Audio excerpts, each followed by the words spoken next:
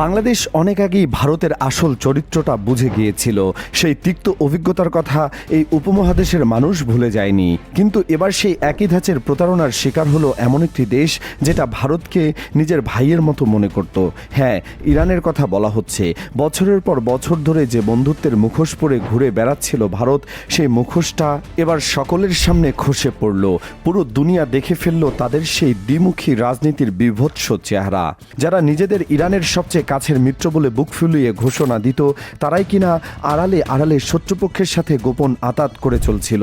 বন্ধুর ছদ্মবেশে শত্রুর কাজ করে যাওয়ার এমন নোংরা ডাবল গেম দেখে আন্তর্জাতিক রাজনীতির পর্যবেক্ষক মহল একেবারে হতভম্ব হয়ে গেছেন। সামনের দিকে শান্তির বড় বড় কথা বলা, আর পেছনের দরজা দিয়ে ওয়াশিংটনের ইশারায় চরম গাদ্দারির এক ভয়ঙ্কর ফাঁদ বিছিয়ে রাখা, এটাই ভারতের আসল খেলা ছিল, যা এখন আর কারো কাছে অজানা নয়। একটা সময় ভারত নিজেকে অত্যন্ত চতুর মনে করত। তাদের বিশ্বাস ছিল যে এই ধরনের দুই নৌকায় পা দিয়ে চলার কৌশল অবলম্বন করে তারা আজীবন পার পেয়ে যাবে। এক হাতে ইরানের কাছ থেকে নানা রকম সুযোগ সুবিধা বাগিয়ে নেওয়া, আরেক হাতে চুপি চুপি ইসরায়েলের সাথে সম্পর্কের জালবোনা। এই সর্বনাশা দ্বৈতনীতির চক্র তারা বছরের পর বছর ধরে নিপুণ কৌশলে ঘুরিয়ে চলেছিল। কিন্তু যারা বৈশ্বিক রাজনীতি আর অর্থনীতির গতি প্রকৃতি ভালো করে বোঝেন, তারা চোখ বুঝেও বলে দিতে পারবেন যে মধ্যপ্রাচ্য অঞ্চলটা ভারতের জন্য কতখানি জরুরি। এই জায়গাটা ভারতের কাছে সত্যিকার অর্থে সোনার ডিম পাড়া হাঁসের মতো, আর সেই অমূল্য হাঁসটিকে তারা নিজেদের ক্ষুদ্র স্বার্থের জন্য ভয়ানক ঝুঁকির মধ্যে ফেলে দিল, যেটা সত্যি কল্পনাতীত। ইরান কিন্তু সবসময় ভারতকে আপন ভাইয়ের মতো করেই দেখে এসেছে। যে কোনো সংকটে, যে কোনো কঠিন মুহূর্তে তারা ভারতের পাশে এসে দাঁড়িয়েছে। তেলের কথাটা যদি ধরা যায়, তাহলে দেখা যাবে ইরান সবসময় ভারতকে কম দামে তেল দিয়ে সাহায্য করেছে। ভারতের মতো এত বিশাল একটা অর্থনীতির চাকা সচল রাখতে এই তেলের কোনো তুলনাই চলে না। প্রতিটা দিন হাজার হাজার কারখানা ঘুরে লক্ষ লক্ষ গাড়ি রাস্তায় চলে, সব এই তেলের জোরে। আর এই তেলের প্রায় 2/3 আসে মধ্যপ্রাচ্যের এই অঞ্চল থেকে। শুধু তেলেই তো সব না, ভারতের প্রায় 1 কোটি মানুষ এই মধ্যপ্রাচ্যের বিভিন্ন দেশে রাত দিন হাড়ভাঙা খাটুনি করে। এই 1 কোটি প্রবাসী যে রেমিটেন্স পাঠায়, সেটার উপর দাঁড়িয়ে আছে ভারতের বৈদেশিক মুদ্রার রিজার্ভ। যদি কোনো কারণে এই সোনার ডিম পাড়া হাঁসটা হাতছাড়া হয়ে যায়, তাহলে ভারতের অর্থনীতি একেবারে তাসের ঘরের মতো ভেঙে পড়বে। আর সবচেয়ে গুরুত্বপূর্ণ বিষয় হলো, এই মহামূল্যবান তেল যে পথ দিয়ে ভারতে পৌঁছায়, সেই হরমুজ প্রণালী নিয়ন্ত্রণ কিন্তু ইরানের হাতেই। ইরান যদি একদিন ক্ষুব্ধ হয়ে এই রাস্তাটা বন্ধ করে দেয়, তাহলে ভারতের সব গাড়ি ঘোড়া রাস্তায় থমকে দাঁড়াবে। এত বিশাল একটা সত্য জানা সত্ত্বেও ভারত কি করে নিজেদের এই স্বার্থটাকে এভাবে বিপদের মুখে ঠেলে দিল, সেটা ভেবে পুরো দুনিয়া অবাক হয়ে যাচ্ছে। মধ্যপ্রাচ্যে যখন তুমুল উত্তেজনা চলছিল, চারপাশের পরিবেশ যখন থমথমে আর ভারী, ঠিক সেই মুহূর্তে এই মুখোশধারীরা তাদের আসল চেহারাটা দেখিয়ে দিল। তারিখটা ছিল 25 এবং 26 ফেব্রুয়ারি। মাত্র 2 দিনের জন্য ভারতের প্রধানমন্ত্রী নরেন্দ্র মোদী ইসরায়েলে পাড়ি জমালেন। আর এই একটা সফরই ছিল পুরনো বন্ধুর পিঠে ছুরি বসানোর সবচেয়ে জ্বলন্ত প্রমাণ। ইরান যখন চারদিক থেকে প্রচণ্ড চাপের মুখে পড়ে হিমশিম খাচ্ছিল, ঠিক সেই সময়টাতে মোদী গিয়ে করমর্দন করলেন ইরানের চিরশত্রুর সাথে। এতদিন তারা গলা উঁচিয়ে বলে বেড়াতো যে তারা সবার সাথে সমান তালে চলে, কারো পক্ষ নেয় না। কিন্তু ফেব্রুয়ারির 25 এবং 26 তারিখের সেই সফরটা একেবারে নগ্নভাবে প্রমাণ করে দিল যে তাদের ভেতরে কত পরিমাণ নোংরা রাজনৈতিক হিসাব নিকাশ আর ক্ষমতার অন্ধ লোভ জমাট বেঁধে আছে। খোদ ভারতের ভেতরে বিরোধী দলগুলোর নেতারাও মোদির এই কাণ্ড দেখে লজ্জায় মাথা নিচু করেছেন।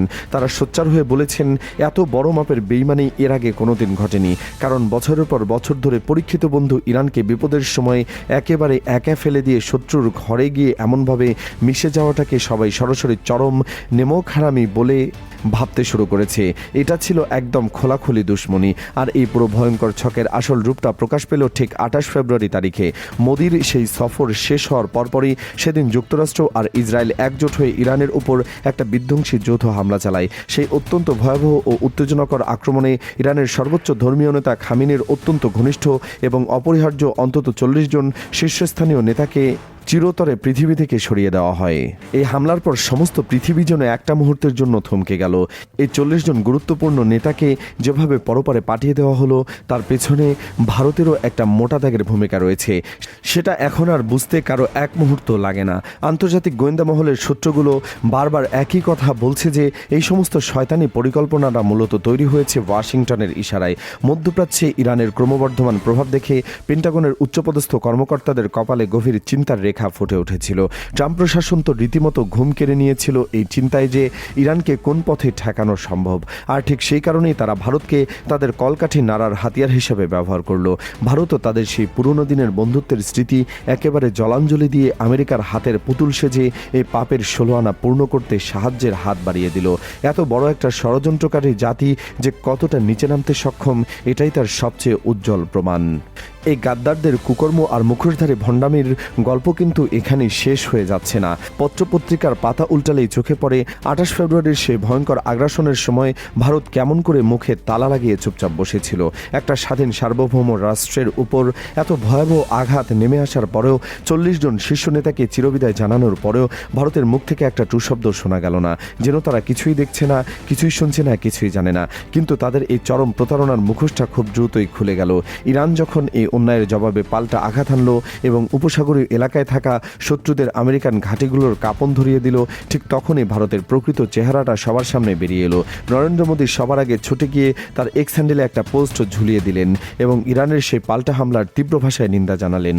এই একটা ঘটনায় গোটা দুনিয়ার চোখে আঙুল দিয়ে দেখিয়ে দিল যে ভারত আসলে কতখানি ধোঁকাবাজ। তারা মিডিয়ার পেছনে কোটি কোটি টাকা ঢালে নিজেদের বিশাল শক্তিধর রাষ্ট্র হিসেবে তুলে ধরার জন্য, বিশ্ব গুরু সাজার জন্য চারদিক থেকে জোরে জোরে ঢোল বাজায়। কিন্তু আসল সত্যিটা হচ্ছে ইউটিউব বা এমআইসি এর মতো বড় বড় প্রজেক্ট ভারতের নিজের আসলে কোনো গুরুত্ব নেই। তারা এখন শুধু যুক্তরাষ্ট্র আর ইসরায়েলের একটা জুনিয়র পার্টনার। সোজা ভাষায় বলতে গেলে তাদের আজ্ঞাবহ দাস হয়ে দাঁড়িয়ে আছে। এত বিশাল একটা দেশের এমন দালালি করাটা তাদের জাতীয় সম্মানের জন্য চরম লঙ্ঘন ছাড়া আর কিছুই হতে পারে না। কিন্তু ইরানকে কেউ দুর্বল ভাবলে মস্ত বড় ভুল করবে। সামরিক বিশ্লেষকরা পরিষ্কার করে জানিয়ে দিয়েছেন, ভারতের এই বিষাক্ত ছোবলটা ইরান ঠিকই শনাক্ত করতে পেরেছে।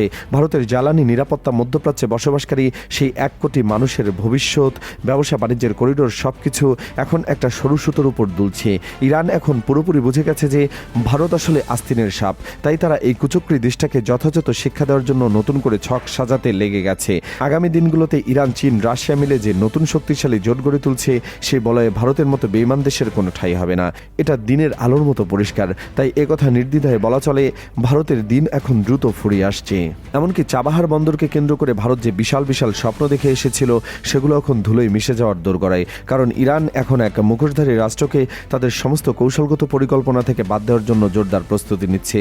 মোটের উপর চারপাশ থেকে ভারত এখন এমন একটা ভয়াবহ পরিণতি আর অন্ধকার ভবিষ্যতের দিকে ধাবিত হচ্ছে, যেখান থেকে তাদের টেনে তোলার মতো আর কেউ অবশিষ্ট থাকবে না। অর্থাৎ ভারত এখন নিজেদের পাতা ফাঁদে নিজেরাই জড়িয়ে পড়তে চলেছে। এই অভিশাপ থেকে মুক্তি পাওয়ার কোনো রাস্তা তাদের সামনে খোলা নেই। এই মুহূর্তে সারা পৃথিবীর নজর কেবল একটা দিকে নিবদ্ধ। সবার মাথায় দিনরাত একটা প্রশ্নে ঘুরপাক খাচ্ছে, এত বড় একটা গাদ্দারি করার পর ইরান কি এবার এই মুখোশধারী ভণ্ডদের তাদের বন্ধুত্বের খাতা থেকে চিরদিনের জন্য কেটে ফেলবে? এতদিন যে দেশটাকে আপন ভাইয়ের মতো বুকে জড়িয়ে রেখেছিল, সে কালো সাপকে কি তারা এবার ধাক্কা মেরে চিরকালের জন্য দূরে সরিয়ে দেবে? তবে একটা কথা নিশ্চিত, এত বড় ধোঁকাবাজির পেছনে ছুরি মারার পর ইরান যে কোনো মতেই চুপ করে হাত গুড়ে বসে থাকবে না, সেটা সকলেই অন্তর থেকে জানে। ভারতের এই মির্জাফর সুলভ বেইমানি প্রত্যক্ষ করার পর ইরানের বুকের ভেতরে এখন ক্ষোভের আগুন দাউ দাউ করে জ্বলছে। তারা এখন অত্যন্ত সতর্কতার সাথে প্রতিটা পদক্ষেপ ফেলছে। এই গাদ্দার ভারতকে কি তারা এমন কোনো শিক্ষা দেবে যেটা সমগ্র বিশ্বের জন্য একটা দৃষ্টান্তমূলক উদাহরণ হয়ে রইবে? কারণ ভারত শুধু বন্ধুত্বের সুযোগ কাজে লাগিয়ে শয়তানি চাল ছেলে ক্ষান্ত হয়নি, বরং তাদের বুকের মধ্যে একেবারে বিষাক্ত দংশন করেছে। পরিস্থিতি যেভাবে এগিয়ে চলেছে, তাতে খুব শীঘ্রই এই নেমখানামদের জন্য সময়ের সবচেয়ে কঠিন জবাব অপেক্ষা করছে।